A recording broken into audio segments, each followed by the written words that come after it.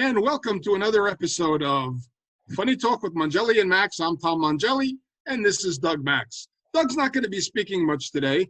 He'll kind of be my ventriloquist puppet. But we have special guests today that you're gonna enjoy. We have the very funny Jeff Greenberg. Say hi, Jeff. Hi. And we also have Veronika Lubitsch. Hi, guys. Hi, Veronika. And of course, we have Doug Max and Tom Mangelli. So this is Funny Talk with Mangelli and Max. And before we get started, I just want to mention our sponsor, J. Irwin Productions. If you're ever in the need of comics, and if you're doing a fundraiser or an office party or a showcase at a restaurant or whatever, a private party even, contact Jack at jirwinproductions.com. He knows all kinds of comics, over 200 comics in the New York, New Jersey metropolitan area. He's great to work with, and he guarantees results. So contact Jack at jirwinproductions.com. So about the guarantee. Tell him Tom sent you. Hey, yes. Hey, what's the guarantee for how often am I supposed to laugh in one of these Jack Irwin production comedy shows? Like every 10 seconds? Hey, I only laughed every 12 seconds. I want my money back. Yeah. And this has been the voice of Doug Max. I'll come back, and I'm in a lot of pain, Tom. Thank you. Tom said I'm not going to be talking because I'm in a lot of pain. I was doing auto work. We don't need to talk about it. Everything is good. But yes, Doug is usually just a carrier when it comes to pain, especially headaches. But today he's experiencing it himself. So he's going to be drunk by the end of the show. I'm not going to lie. But anyway, welcome. Anyway, wait a minute. What? In my style, I want to depress everyone a little bit. Oh, great! So that it's easier for our guests to be funny. Today we're recording on December 7th, the date that will live in infamy. And that's right. A long time ago, many people died, and it prompted us to get into war. And because of that, a lot of other stuff happened. And anyway, for everyone's sacrifice, that's today. I guess it's not important because we're going to be listening to it tomorrow, right? That's true. Now, just on that note, Pearl Harbor, I have a friend whose birthday is on Pearl Harbor Day, and we took him out to a Japanese restaurant on his birthday one year, and we're all sitting there at this sushi place, and I start cracking up, and they all looking at me like, what are you laughing at? I says, doesn't anybody else see the irony in this? No. So, Veronika, where are you from? Germany. That's why I was thinking, for me, Pearl Harbor has no real meaning. But it shows if you make good food or good cars, you can start a world war and lose it, and eventually people will still buy your products and get over it. I've been in a BMW 3 Series since 1994. I've done Yep, see?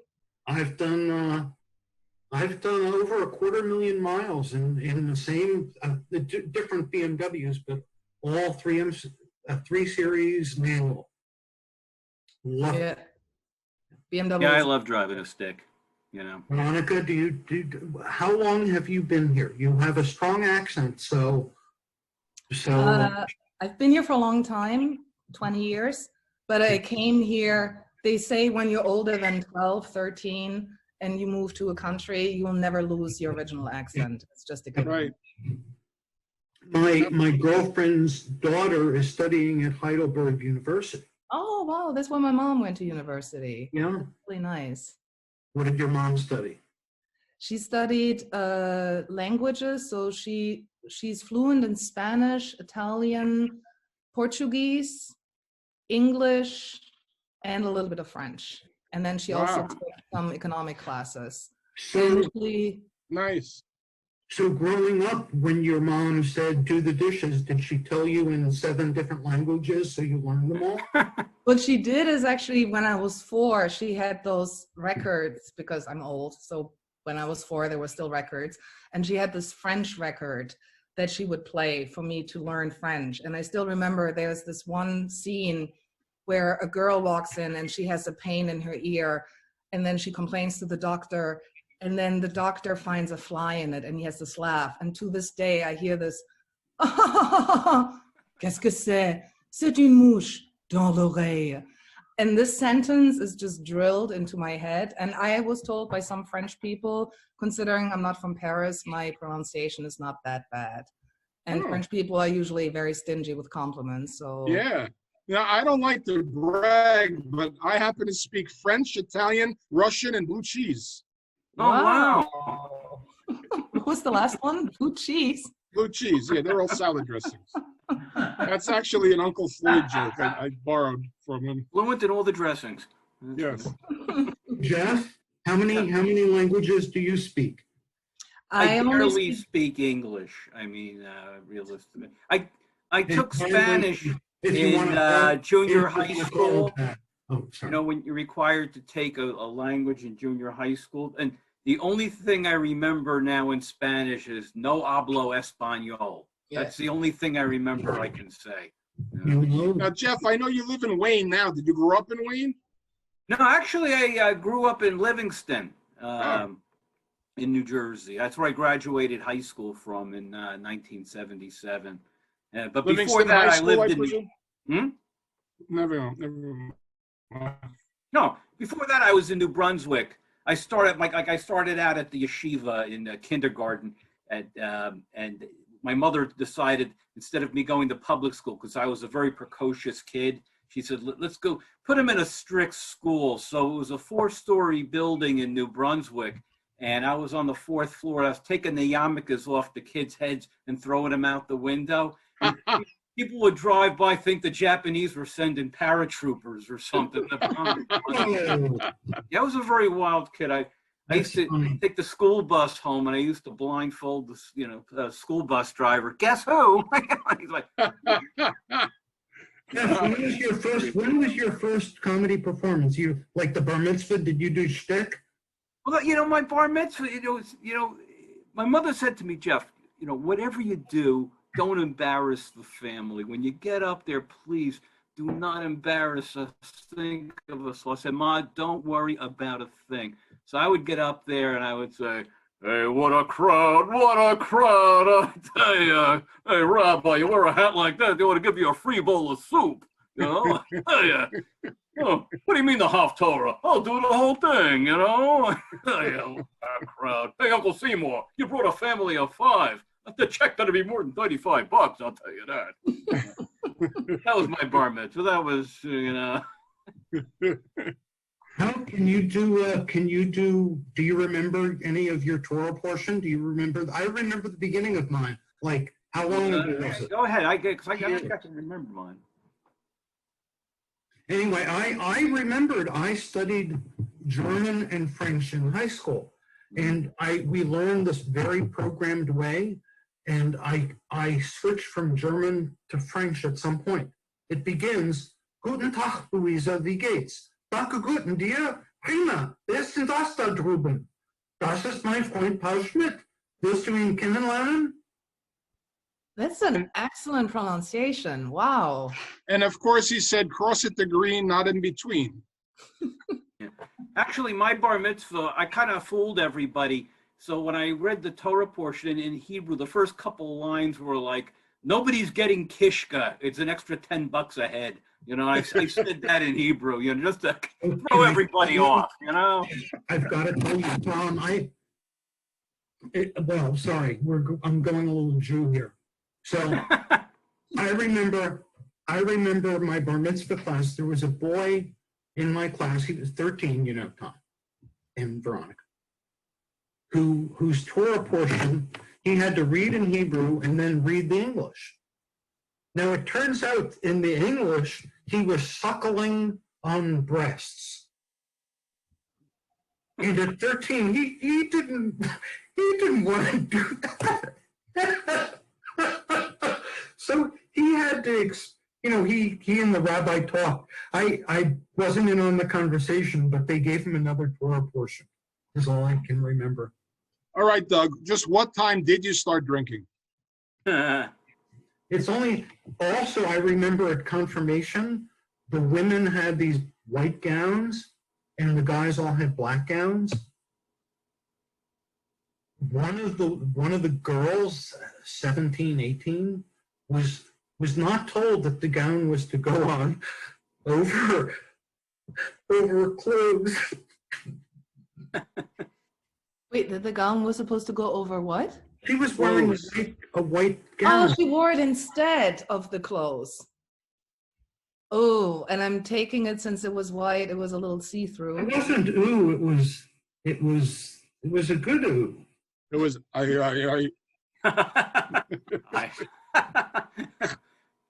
Okay, Veronika, I think it's time for you to tell us an embarrassing story from your youth. Embarrassing or funny? An embarrassing story from my youth. I have a story. It's not necessarily embarrassing, but it is pretty funny. And I can tell it because my mom is not going to watch this podcast. When I was 17, I got my mom stoned, and she didn't realize that I got her stoned. Brownies? Do what? Cooking or? Yes, exactly. I was baking a cake, and it was before our school trip. When you are a senior, you have a 5-day school trip where you go someplace, and we went to Prague. And for the bus ride, I made a special cake. And I overslept because the thing was, there was supposed to be a chocolate glaze on top of the cake, and then I was supposed to cut it into pieces because it was for me and my 4 friends. And I overslept, and my mom woke me up and she said, "Oh my God, you're gonna be late. Okay, go take a shower, finish packing, and I'll take care of the cake." And she did all this, and she did the chocolate glaze and cut it in pieces. And then when I go to the kitchen, there's a big slice for me for breakfast and a big slice for her for breakfast. And I couldn't think of any reason why she shouldn't eat the cake. So I said, all right, screw it. Let's just go with it. Maybe it's not that strong. So we both finish the slice. I say goodbye. I take the subway to go to the school where the bus is. By the time I get to the bus, I am flying. I am just, everything is wobbly. And when I came back a week later, she said, "It's a good time that you left, because after you left, I got really dizzy and drowsy and I just slept. And I think I caught a virus or something." I didn't have the heart to tell her because both my parents are from the generation that thinks weed and heroin are basically the same thing. You remind me of the time I got my then 96-year-old dad high. Wow, that's even better. So really quick story, I was going away for the day or two, and we had just gotten a marijuana prescription for him for his pain. He had tried everything else. So I rolled him a joint, and I said, "Dad, take a puff or two every, take it in a few hours, and then take a couple puffs when you go to bed." So one of the things about being 96 is you don't remember so well. He smoked the whole thing. Oh. All right, who cleaned up the pizza boxes? I've got to come up with the punchline because that's a true story. What happened at the end, Tom? I found him in the basement eating crickets. No. What? We have crickets in the basement. I want to make it authentic and true. I don't care if it's funny or not. We'll get funny along. It's like the rest of your act. Exactly. Yeah. Certainly. You don't know my act, Veronika. I do everything I can not to get laughs. And I do really well. He's the only comic that's allergic to punchlines. You Gladys Diamond, right? At the comic strip? You can ask her. Send her my love. Give her a kiss for me. You too, Beth. She'll tell you how unfunny I am. She'll say I'm funny in the diner, but not on the stage. That's what she'll say. I feel Gladys is most critical about appearance when she says you need a haircut, you need more makeup, you have to listen. The truth about I'd heard about Gladys, and I finally met her. I talked to her. I was like so amazed. Tom, if you know Gladys Simon, do you? I've never met her. I've never met her. She's Don't a trip spitfire. over her, you'll squash her. She's like 4 foot. Yeah, in a she good way, is when tiny. it's humid. So after my first act there, she says, "You were great. Wear a blue shirt." Basically, with more words. And I thought, oh my God, the amazing Gladys Simon. You know what, Doug? I did meet her. I met her at one of Jack Hoffman's. There you go. That's right. She was up at the inn, whatever, the tavern. Yep. So, Yep. so I'm thinking, oh my God, I did great. Gladys didn't have anything critical to say about me except I should wear blue. That's what she tells everybody. She don't wear a long sleeve shirt. Your arms are skinny. She didn't tell me that. She didn't tell me that either, but I heard her tell that to a guy. I overheard her telling another guy blue. She likes blue. Yeah. On blue. But I actually was told if you are on video or TV or whatnot, blue is a good color. Oh. That works really well in that scenario. That's why I Did you hear blue from yellow, Gladys? which is the opposite. But Did you hear blue from Gladys too? no, Gladys always tells me I should dress more severe. She wants to emphasize the whole Germanness. And how do you feel about that? I see where she's coming from, but I like pretty dresses. I don't always like to be this severe. Is your comedy severe German? Doug likes pretty dresses too. Pretty dresses are nice. They're pretty and they are kind of flowy and all this stuff. But is your comedy German and severe? A little bit. I think I find a lot of humor of leaning into the stereotype instead of fighting it and having fun with it that way. And it is maybe a little hack, but it's so temptingly easy to say, of course, I'm funny. My opening line is usually, I'm an accountant from Germany. That's why comedy comes so natural to me. And it always gets a big laugh, and that kind of sets the stage. And then I go on from there. And that's a good opening line. Anyway, so my advice to every comedian is don't take other comedians' advice. yeah. And then I would say to you that if you like wearing pretty dresses, and your comedy is severe, I think that's a nice contrast. Yeah, that's true. You surprise people. So You should dress in lederhosen. I don't want to say I know more than Gladys Simon, but don't overplay it, because Gladys just has this shtick of finding something to criticize about people and their dress because she's only 4 feet on a humid day. On a humid day. And I love her, I really do. But Gladys is the best. on this, I'm not so sure, because I dress more communist. I dress like communist. Yeah. I do have a joke in my repertoire where I talk about pornography and how all good porn should be Marxist to a certain extent. And so I can relate to that. Okay. You're going to make me tell my Buchenwald story. It's my favorite story. Tom, you want to tell the story? You want to tell it? That's okay. Go ahead, Doug. You know, for not being able to talk, you're doing a lot of talking tonight. Tell your Buchenwald story. We've got like close to 45 minutes to kill, Tom. I know. Go on. You got the next 10 minutes are yours, buddy. I wanted to introduce my new friend, Penelope Pig. And I hate to bring him on the show with her on the show with Doug and Jeff here because she's not kosher. But anyway, we're fattening her up for Christmas. By the way, Thanksgiving came. They don't celebrate Thanksgiving in Germany, right? No. Obviously.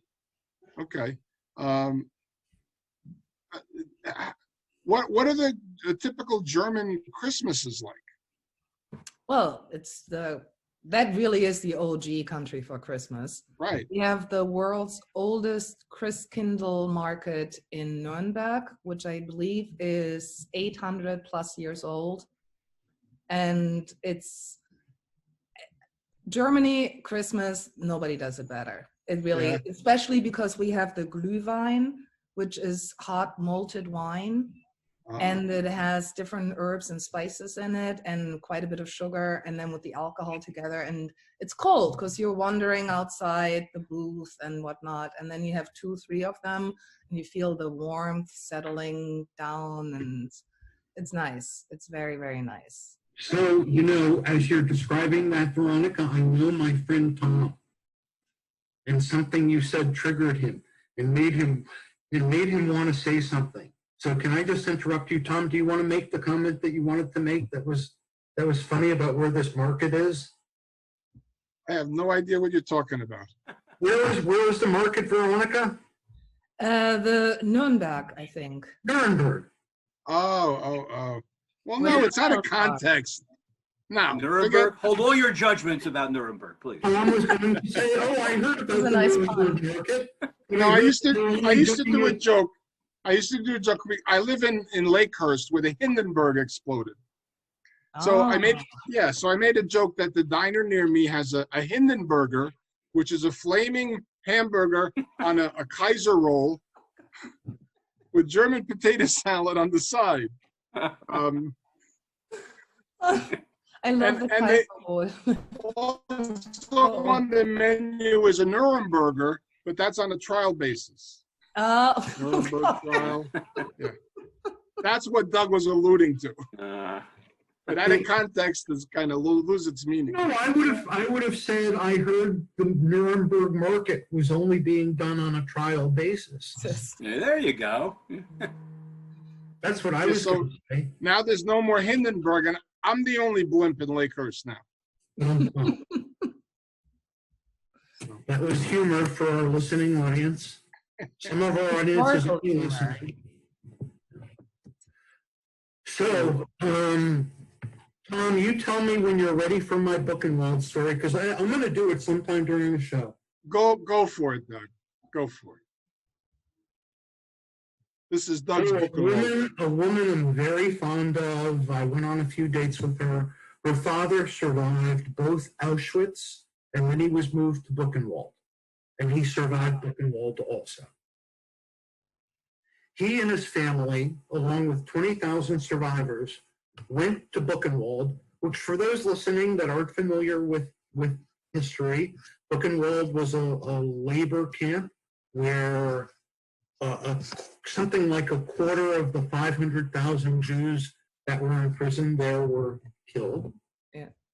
So she went with her dad and 15 family members and 20,000 survivors of Buchenwald from all over the world to the 50th anniversary of the liberation of Buchenwald. And they had prayers and they had services and the whole bit. One night they had a big feast. She said, imagine a banquet fit for a king. You know, tables for 20,000 Jews or survivors, all, you know, at Buchenwald.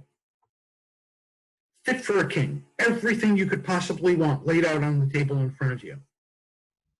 This woman leaned across the table to her dad and said, Dad, the food isn't so bad here. And ladies and gentlemen, that is an example of Doug Mack's comedy. I'm telling you. It's not my comedy, it's her comedy, but she said I may have that joke and she would be proud if I would share it with the world, and I am proud. I don't know why. Now I'm ashamed, but I was proud for a moment. What was her dad's response? Huh? What was her dad's response? Oh, everybody cracked up. They're survivors of Buchenwald 50 years later, being able to celebrate such a spirited sense of humor. I thought it was great. Yeah. Yeah, that's how I view the story. I agree. And it really shows it's really hard to kill the human spirit. And God That's knows all they had in the right. Holocaust.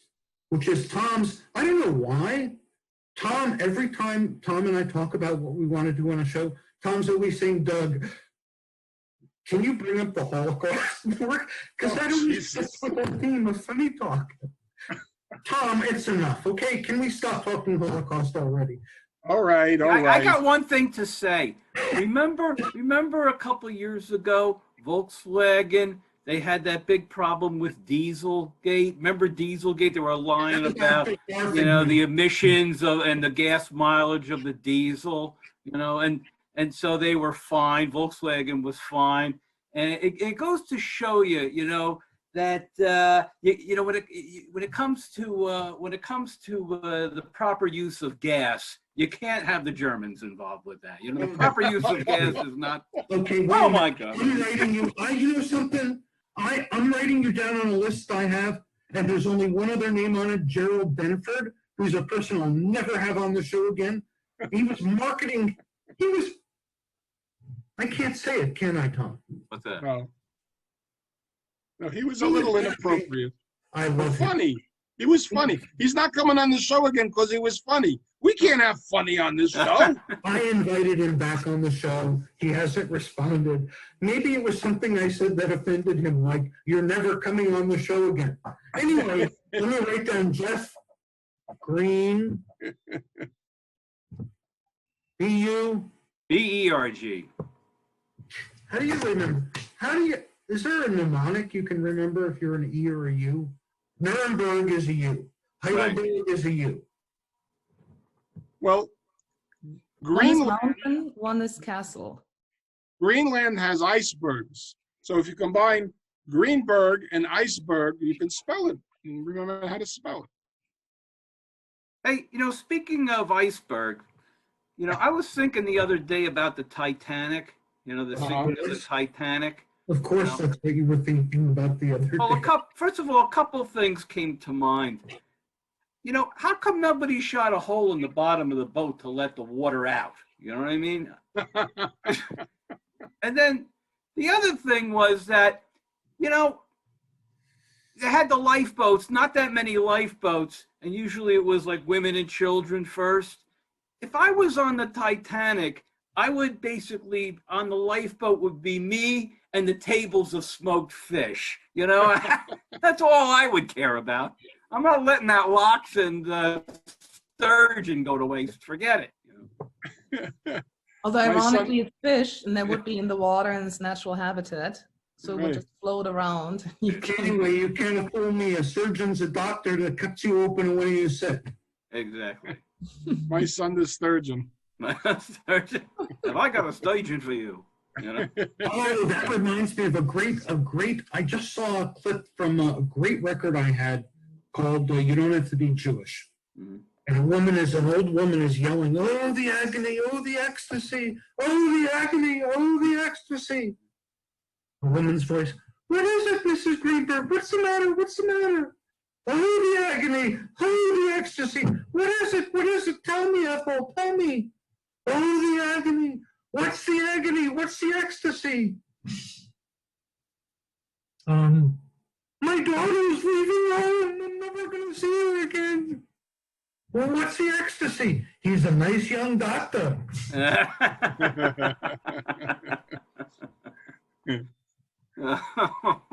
long did that take, Tom? Too long. I'm done. No more for me. You guys carry on. Now, in fact, I saw that show. Remember that show? It was on off Broadway. Old Jews telling jokes. Remember that? Yeah. It was it was a really good show. A lot of the really quick jokes that are like, you know, a minute long, but it's all acted out, and it was great. You know, they had an ensemble of about maybe 5 or 6 people, and it was really good. Even though like most of the jokes I've heard before, but when you see it on stage being acted out, it was really good. I have to. Was it like Borscht Belt humor? Yeah, it was simply a Borscht Belt type stuff, you know. You should listen to the conversations Tom and I have talking about what we're going to do on our show. They are hysterical. Seriously. Oh, much better than the shows, actually. Seriously. So, Veronika, you came. How old were you when you came to the United States? I was in my late 20s when I came here for grad school. Oh, okay. Yeah. So So I was in New York just in time for 9/11. And what Oh, are gosh. you learned in? The Yeah. what? What was your grad school degree in? Baruch. Baruch. Business? What did you Yeah, study? the Zicklin School of Business at Baruch. Okay. And yeah, it was good. So you got your MBA there? Is that it? Yeah. What did you get it in? What concentration? Unfortunately, I started out in marketing and switched it to finance, and that was a big mistake. I should have stuck with marketing. 'Cause Yeah, well, marketing, more money. I have an MBA in marketing, and I'm a comic. So Well, I have an MBA in finance, and I'm a comic. So I think the MBA is the common denominator. It's basically a waste of money and time. And yeah. Now, Jeff, do you have advanced degrees or? No, I graduated from Kane College in Union, New Jersey. That's Ivy League, poison Ivy League. In fact, I don't want to say it was an easy school, but I took my exams at the drive-up window. You know, that's, I would call and say, "Hey, what time does class start? Well, what time can you get here?" You know. Believe me, if you showed up for a third of your classes, you passed. Believe me, you did fine. Now, Doug has got advanced degrees as well. I think between the four of us, we have more degrees than a thermometer. Yeah. Boom. in Celsius. So we didn't find out do you have a master's? Do you have your PhD? Masters. Veronica? Oh no, I have an MBA. That's as high as it. Oh, I'm sorry, MBA. Yeah.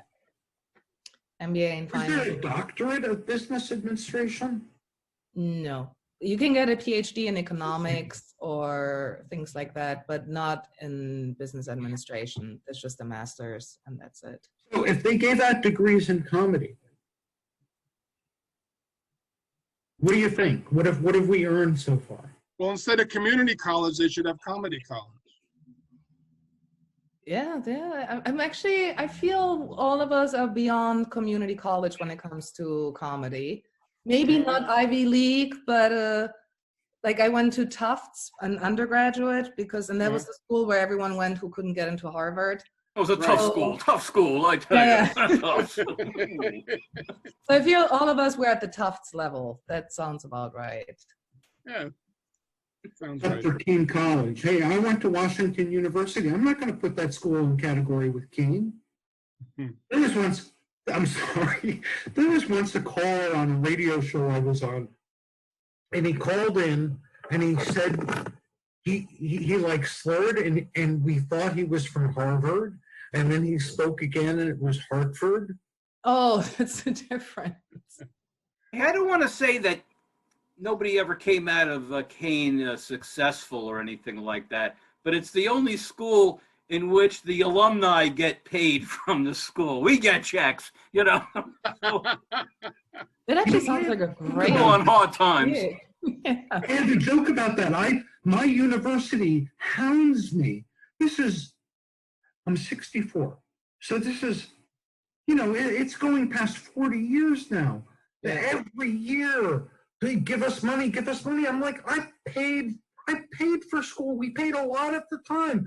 I don't like get calls from Walmart. Hey, you remember the refrigerator you bought last year? Hey, we really want to take care of our refrigerator gaskets, for only 27 cents a month. I don't get calls from Walmart or Home Depot. Hey, will you give us a little something? Why do schools think that they have a right? They take an outlandish amount of money. My son went to UC Berkeley. Mm. Now, he's like, I'm like, honey, go to Rutgers. Dad, I'm better than a state school. Like, you're going to a state school. That's funny. I'm not sure. Let me get some tape. It'll help me remember. Are you all right, Doug? Long day, Tom. Yeah. Well, Here. so that much better. Much better. There you go. Now, Hey, I brought a special. Can I bring a special guest on real quick? I'm gonna bring. Hold on one second. Hold Sure. Now you have to tie your hands behind your back. Oh, look at I this. figured, it's Christmas time, so I figure we have a little Christmas music going on. I'll be home for Christmas. You can count on me. We'll have snow and mistletoe and presents under the tree. A little Bing Crosby there for you. I was going to say, very was little. that Bing Crosby or Frank Sinatra? That's Bing Crosby. That was Bing. You can tell by I his do a little ears. Frank Sinatra impersonation. Hey, Yeah. Jilly, pick up my underwear. Jilly Rizzo. I don't know. That's great. Do you like do you watch Frosty the Snowman? Anybody watch Frosty the Snowman? From Sure. with the 1969 special with Jimmy Durante doing the voice of Frosty. Jack Oakey. Yeah. I do.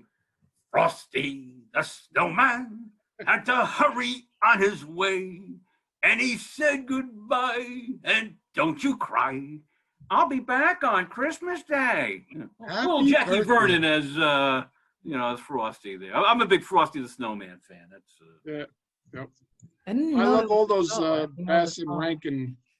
What's that oh, those stuff? are great. Yeah, I watched Rudolph the Red-Nosed Reindeer last week. Uh-huh. I checked out my birth certificate. It actually says I was born on the island of misfit toys. That's pretty funny. I think a lot of comics were, including Yeah, me. that's it. Yeah. All right, who got a Tell's doggy? description- Oh, Isn't it David Tell's description of comedians? We're all broken toys. That's right. Yeah, that's right. And it's true. Dog. What's the definition of comedian? I didn't hear. That we're all broken toys. Yeah, I was saying I was born on the island of misfit toys.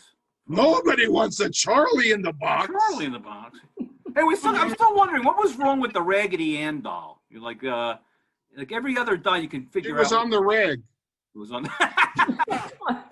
Wait, Dad, now cut that out. did you play with Raggedy Ann doll? Did you Yeah, play- it wasn't. That didn't seem to have any kind of like oddity about it. Like what was wrong with it? I never got that. Yeah. You had the Charlie in the box, right? You had the train that had the square wheels, right? Right. But I couldn't figure out what was wrong with What toys did Maybe you she play had with? multiple personality syndrome. Maybe she was like Sybil, Raggedy Sybil or something. I don't know. She was broken on the inside. Yeah. All right. Now, what was wrong with the What toys elephant? did you play with when you were a kid? Hmm? What were your favorite toys when you were a kid, Tom? Me? Tom. Oh, Well, one year I got a hula hoop. Now, they called it a hula hoop. I called it a belt. But I grew up during the era of Etch-a-Sketch and Silly Putty and what was this Slinky? Yep. That kind of stuff. But one year I got a ventriloquist dummy. Jeff, you'd appreciate this. It was one of those Danny O'Day jobs. And I almost actually, instead of going into comedy, I almost went into ventriloquism. Doug Oh. doesn't know that, but he used to sit on my lap and That's not what you do? I always wanted to be a ventriloquist, only to go into a wake, and then I could throw my voice. Hey, I ain't dead yet. Hey, don't shut that lid. Just. I love it. Make people question. Now, what was the gift-giving custom in Germany? So in contrary to the US, I know you guys usually celebrate the morning of the 25th, and we celebrate the evening of the 24th. Okay. So we really have, so we get our presents earlier, but it's also, you usually get dressed up because then you have a nice dinner or you go to church or other things. So you When get do you dressed up. start? When do Sorry? you start putting out Christmas lights? Do you decorate lights outside? Yeah, and we have environmentally friendly. We have Advent, which is where you have the round, what's it called? The Greenberg We're getting closer. We're getting closer. No, it's I can't think of the word right now. It's green and like a circle, and the green comes from the pine tree. Wreaths. The wreath. A wreath, yes. Yeah. And then we have 4 candles, and you light one for each Sunday, which is Advent. So it's about 4 Sundays before the 24th. That's an Advent wreath. Yes, that's it. Adventskalender. Yes, perfect. Mhm. Adventskranz, actually, I should say. Yeah. And so I guess the end of November is when we get started. And we don't have Thanksgiving, so it's not like here in the States. I know Thanksgiving is usually the start line for Christmas, the starting point. We start the war against Christmas, like before even Thanksgiving. It's getting earlier and earlier every year. Yeah, but Germany, you're very big into Oktoberfest. Like Oktoberfest is probably bigger in Germany than it is here. So you do a lot of maybe similar celebrations and stuff like that. But that's very regional. Oktoberfest is only in the south and really only in Bavaria. No one else. Really? Oh, all right. But we have, I'm sorry, go ahead. I wanted to ask Jeff if he celebrates the traditional Christmas night for Jews around here with Chinese and a movie. Right, you know. Not this year, no movies. That's right. The what if they made a movie called COVID-19? Could you go into? Well, all the movies out now are rated COVID-19. That's it. Yeah. Sorry, Tom. That was yours. That's all right. But And so, we got Hanukkah coming up. We got Hanukkah. yeah, talk about Hanukkah. You know, I want to tell you about Hanukkah with me, growing up. In my house when I was a kid, Hanukkah was a real paradox because in Hanukkah you celebrated that the lights stayed on for 8 days, the candles, the oil, there was enough oil for 8 days. We celebrate that, what a miracle. Meanwhile, when I was growing up, if I left a room that the lights were on for more than 8 minutes, my father's screaming at me, Dad, shut those lights off, you're wasting electricity. But Dad, it's Hanukkah. I don't care about the Hanukkah, for God's sakes, You remind me of a Passover one spring. It was really cold. You open up the door for Elijah. My mother was like 92 at the time. She said, or she wasn't 92. She died in 90. She was old at the time. She says, close the door. You'll let out the heat. Hey, I remember a number of years ago, we had the menorah that we put in the window, the electric menorah with the bulbs and everything. So one year, the bulbs were really getting old. They really started flickering and actually started spelling out early bird, early bird. You reminded me, in our house, my dad was so infirmed before he died. The VA gave him electric a chairlift to go up and down. I kept on calling it an electric chair. I'm like, Dad, come down the hall and get in the electric chair. Yeah, I don't want to get in the electric chair. That is not a good name. Speaking of electric chairs, my father had MS, and I used to take care of him before he died because taking care of him after he died wouldn't make sense. Although it would have been easier. Oh, I'm sorry, Tom. I'm sorry. I didn't mean to be funny, Doug. Go back on script. So anyway, he used to be in one of those scooters, and he used to annoy the hell out of me because he would sit down. He was always sitting down. He would come to the table, and he would always forget to turn off his scooter, and it would run out of juice. So every night I would yell at him to turn off his scooter. Finally, this is how I get with my passive-aggressive pranks. Before I would turn it off for him, I put the speed all the way up to the highest level, and then turn it off. So knowing that my father was going to get this sudden urge to pee, and he'd have to go to the bathroom. So he turns on his thing, and he goes to back up, and he ends up the wall on the opposite side of the room because he just went 69 miles an hour backwards. And he's yelling at me the whole time, "You dopey bastard! You dopey bastard!" I was 12 years old till I realized that wasn't my real name.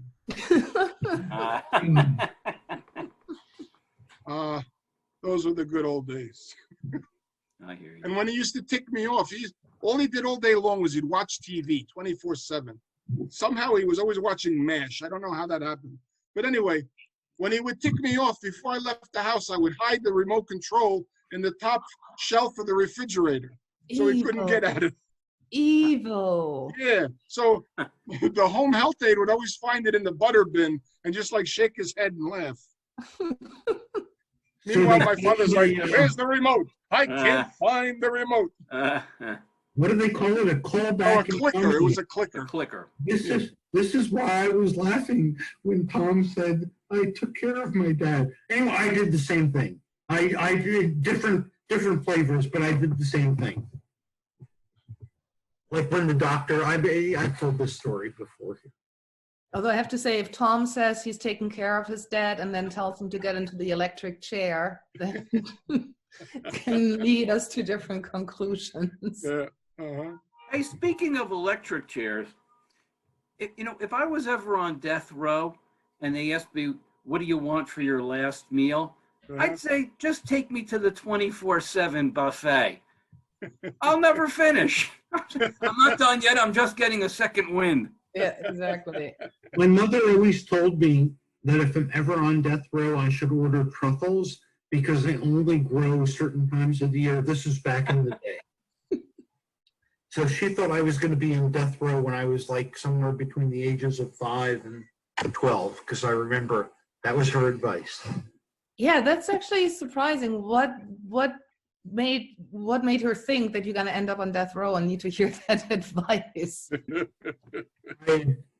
I'd killed a few people in my neighborhood. Don't you hate that? You kill one person, maybe two. Right. Next thing you know, you're a murderer. Yeah. Bad kid. Bad kid, yeah. Evil Exactly. seed. I hate when they capture serial killers before they're not done yet. They still like have another 6 or 7 to go or something. I killed a box of Wheaties this morning. Serial. I knew that was coming. How did I know that was coming? That's what she said. I heard this good joke the other day. Oh, You'll be good the joke. judge of- Don't I didn't make pay it up attention. or anything. The guy goes to the doctor, and the doctor tells him, "I'm really sorry. You got 2 weeks to live. You only got 2 weeks to live." "Okay, I'll take the last week in July and the first week in August." Guy goes to a hospital. Doctor comes up to him. He says, "Mr. Cohen, how are you?" He goes, "I'm fine, doctor." He says, "Mr. Cohen, I've been trying to call you, but I need to let you know your wife died last night." "Oh, doctor, you were great. I know you did everything you could. Thanks for letting me know." Next day, Mr. Cohen was in the hospital. The doctor sees him. "Mr. Cohen, how are you today?" "I'm fine. I came to see my wife." "Mr. Cohen, I guess you forgot. 2 nights ago, I told you your wife had died the night before. I'm really sorry." This happens for a week. Finally, the doctor sees Mr. Cohen. He says, "Mr. Cohen, listen, your wife died. I'm very sorry to tell you. You've been having a hard time accepting it. Here's a card for a psychiatrist. I want you to go and see him." He goes, "Doctor, I don't have a psychological problem. I just love hearing you say your wife died." Wow. How long did that take, Tom?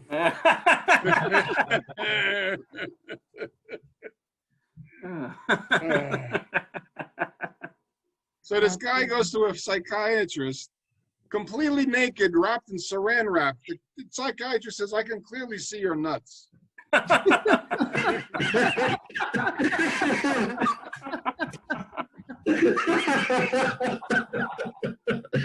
Hey, Tom, why don't you open your act with that? I've never heard you. Have you ever done that on stage? That's an old joke. It's not my It doesn't joke. matter. I've never heard it before.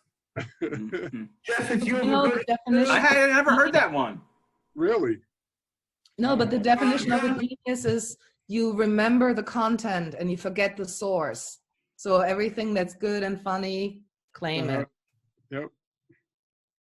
Speaking of which, I'm going to be working. You ever hear of Uncle Floyd? Have you ever worked with Of Uncle course, Floyd? yeah. I'm going to be opening for him this Friday and Saturday at Scotty's Comedy Cove in Springfield. All right. I've always wanted to see Uncle Floyd again. And I started out with Uncle Floyd. He used to play every Tuesday night at Colucci's restaurant in Haledon. And he used to bring me up, and he would let me do 3 minutes, 5 minutes, whatever I wanted. And I did that for 2 years straight, every Tuesday night. And one day, you know, every time I went up, I tried to come up with new material to try out. And one time I went up and I said, you know, they found Snap, Crackle, and Pop dead. They suspect a serial killer. So it got a good laugh. And I kind of like looked around. I says, where the hell did that come from? And Floyd said from the piano, from my act 15 years ago.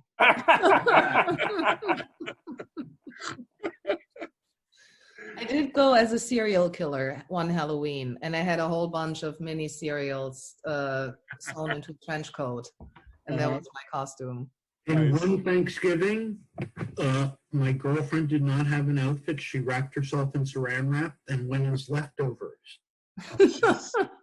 Hey, you know, when I was a kid, my mother used to make my Halloween costumes. Now, keep in mind, I did not come from a loving home at all. You know, my parents hated me. You know, I was not wanted. You know, my mother, she tried to do a Jewish abortion. She tried to return me to Bloomingdale's. That's how bad it was. You know, it was horrible. You know, but she still. You know, my mother's 84 years old. She still reminds me that she suffers from postpartum depression. Thanks, Ma. But anyway, so she made this costume one year. I think I was maybe 7 years old. And she took a black sheet and put white stripes down the middle. I was the road. Wait till it gets dark before you go trick-or-treating, Jeff. Yeah, did they have a life insurance policy out on you? I don't know what they had on me. It was just, you know, my father was no treat either. You know, my father would say, hey, Jeff, you know, go play ball in the street. Go play ball in the street. We lived on 280. Yeah. It was rough. It Tom, sounds rough. didn't you had an incident recently on one of New Jersey's highways? Oh, well, I was going to a gig. It was before COVID. And I'm on Route 80. And I'm going pretty fast because I'm late for my gig. I see the lights behind me. So the cop, got to stop. I stop. The cop comes to my window. He says, excuse me, do you have any idea how fast you were going? I said, I was going the speed limit. He said, sir, I clocked you doing 80. I said, well, that's what the sign said, 80. He said, yeah, he didn't laugh. He said, sir, that's not the speed limit, that's the highway. So I didn't say anything. I figured this guy's got it out for me. Finally, he says, well, what do you have to say for yourself? I said, I'm just glad you didn't stop me on 287. Thank you, Doug.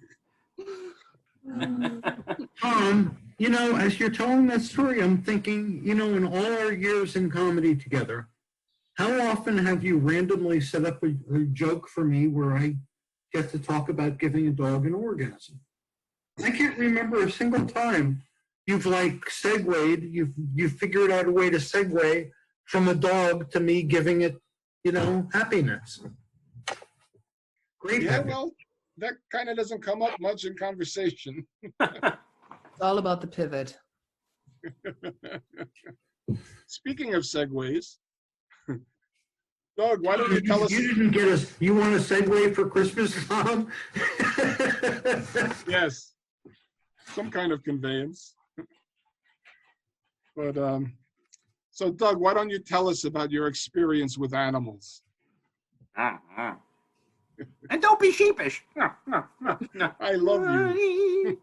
You know, I don't know how long I was in comedy, maybe 4 or 5 years, when I realized I had an entire bestiality set, totally inadvertent, but they all fit together like pieces in a puzzle perfectly. I had a story I called The Really Happy Dog. The really, really happy dog. The Tell us dog that. was like really happy. I have another story called, I call it Elephant Penis, but it could also be called what I saw on National Geographic during the day when kids could see it. I won't tell that story.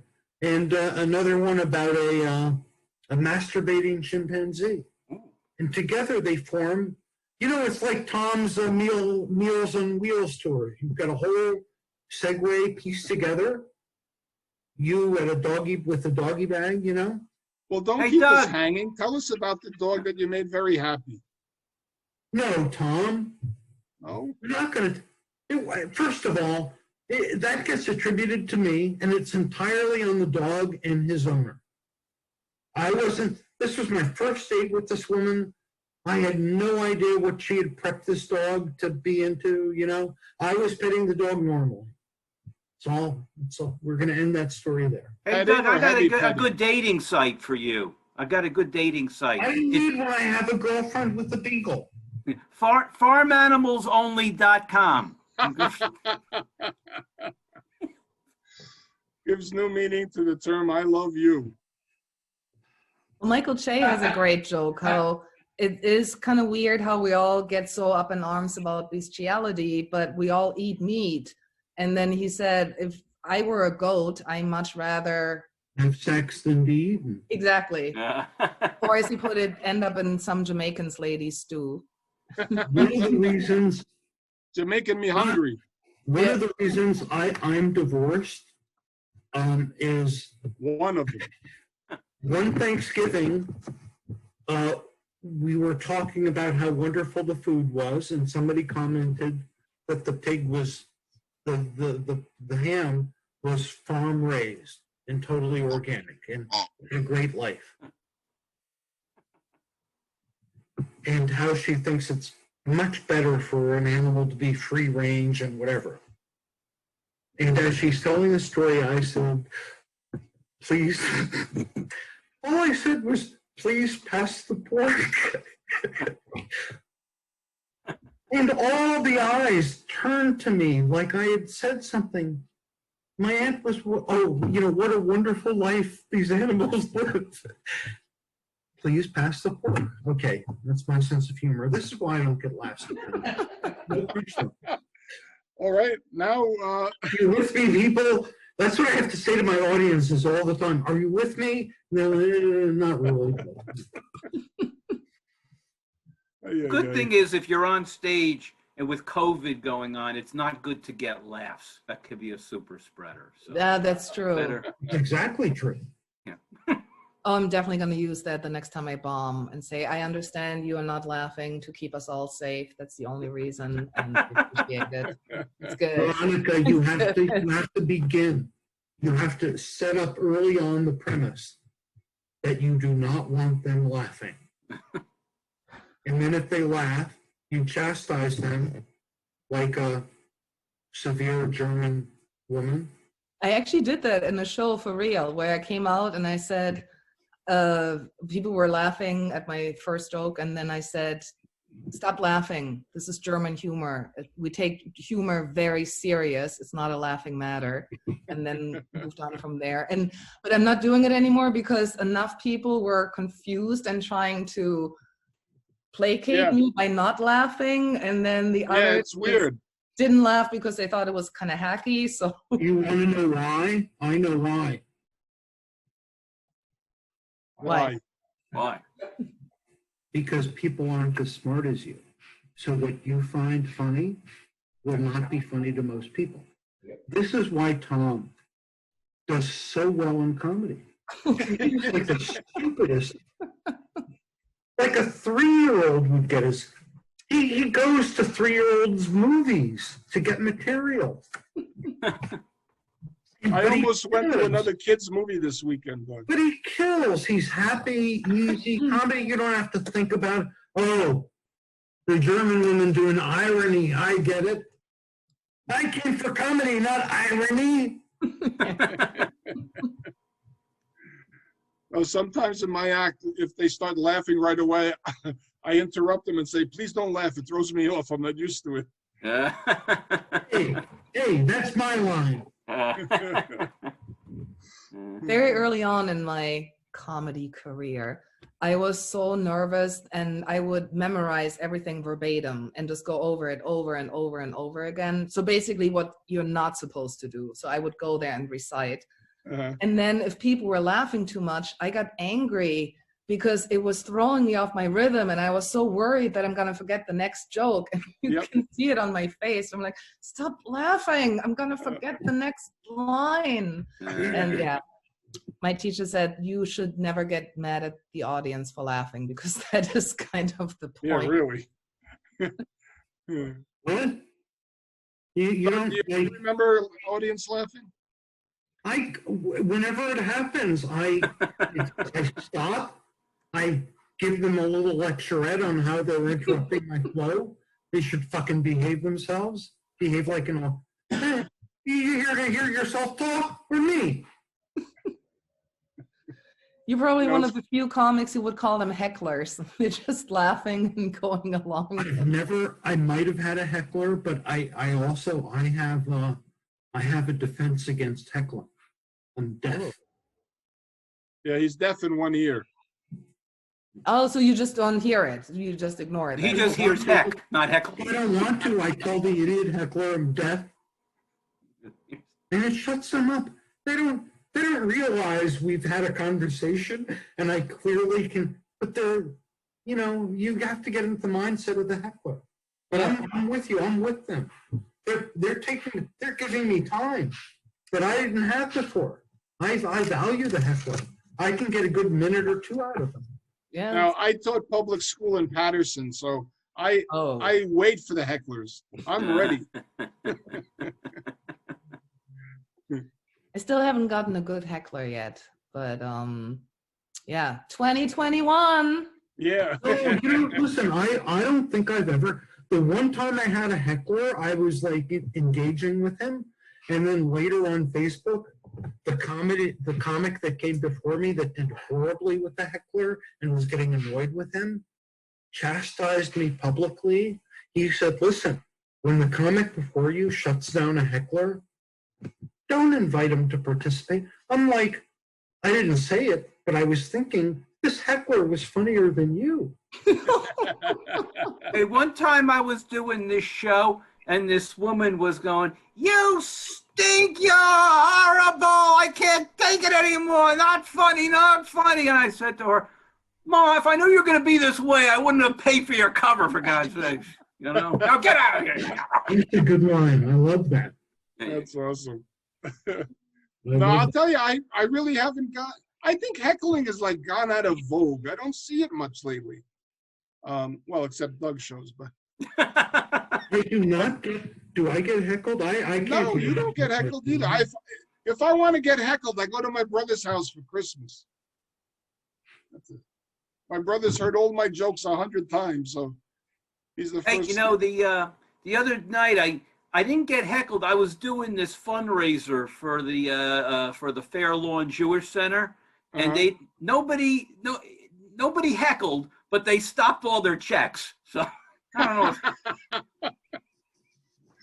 That's good. That's Yiddish for heckling. Okay. So, guys, I will tell you that officially we've done our time. Oh, Yeah. Oh, wow. We're up for parole. Or not, audience. Oh, let me say hello to our audience. Kathy, thank you for listening. Okay, so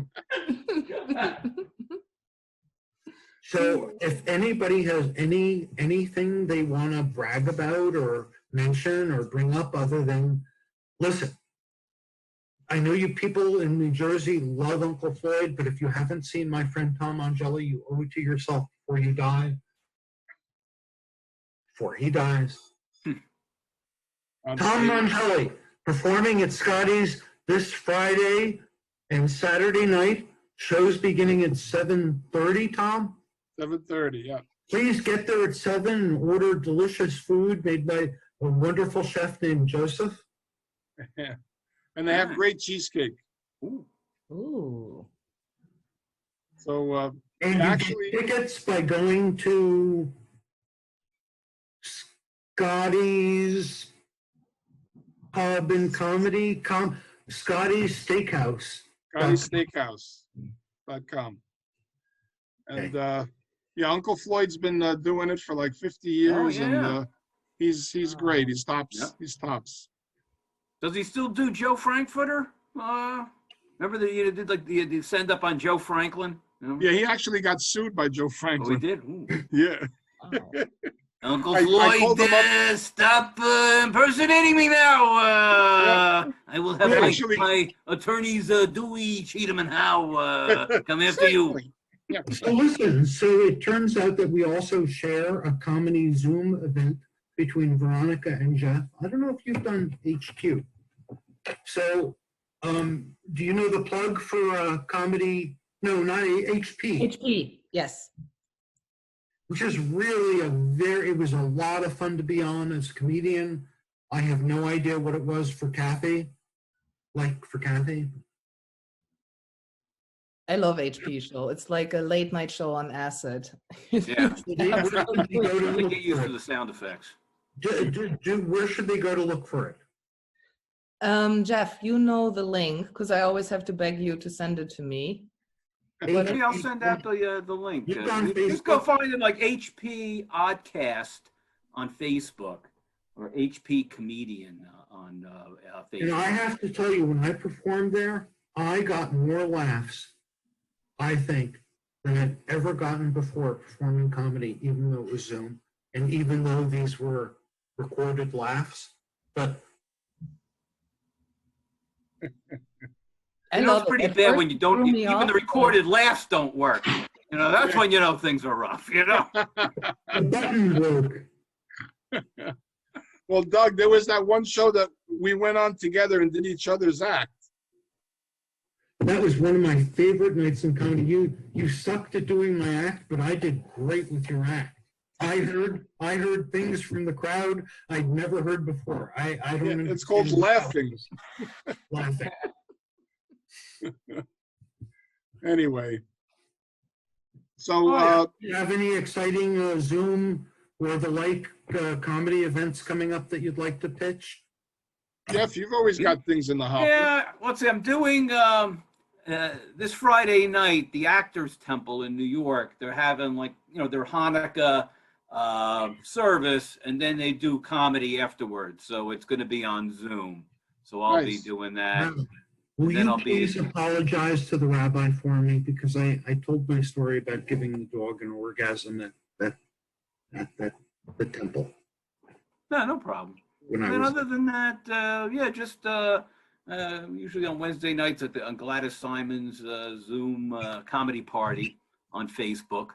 So doing that, and then other than that, I just pitch what I do during the day. You know, just mortgages. So anybody needs a mortgage or has somebody that can refer me mortgages, you know, look for me on Facebook. Jeff Greenberg at Guaranteed Rate. You know, because, you know, like I said, doing impersonations of Eddie Cantor on Zoom just ain't paying the bills, you know. And Veronica, you have anything coming up? I also am on Gladys Simon's show next Wednesday with Jeff. So definitely go check that out. And then Friday's HP show. And my friend just showed me it's HP Oddcast. So ODDCAST, and then you find it on Facebook. And then I have a few videos of myself on YouTube, if you are interested in that. It's Veronika with a K, not a C, and Lubitsch, and it's BITSCH. So there's an S in there. And yeah, come and check it out. And approach me with invitations to comedy. I am a little bummed because I really thought the beginning of this year would be the year when I finally get to play in 2 comedy clubs that I've been eyeing for a long time. And I got a connection and I talked to the guy and he said, stop by in April and I put you on stage guaranteed. Yeah, and that didn't happen. So Yeah. Already. So okay, so More important Doug, to what do work on you? your- more important to work on your comedy than the comedy clubs. I'm sorry, what? It's More important to work on your comedy than the comedy clubs. true. Because And I did that's a lot why of work to get on a lot of clubs that I'm proud to have gotten on, but I got on too early and I worked too hard when I wasn't ready to take advantage of them. So I was at Gotham, I was at Caroline's, I was at the comic strip, not Gladys's show, but it was too early for me to do anything. Anyway, that's my advice. So love the clubs that you're comfortable with yes.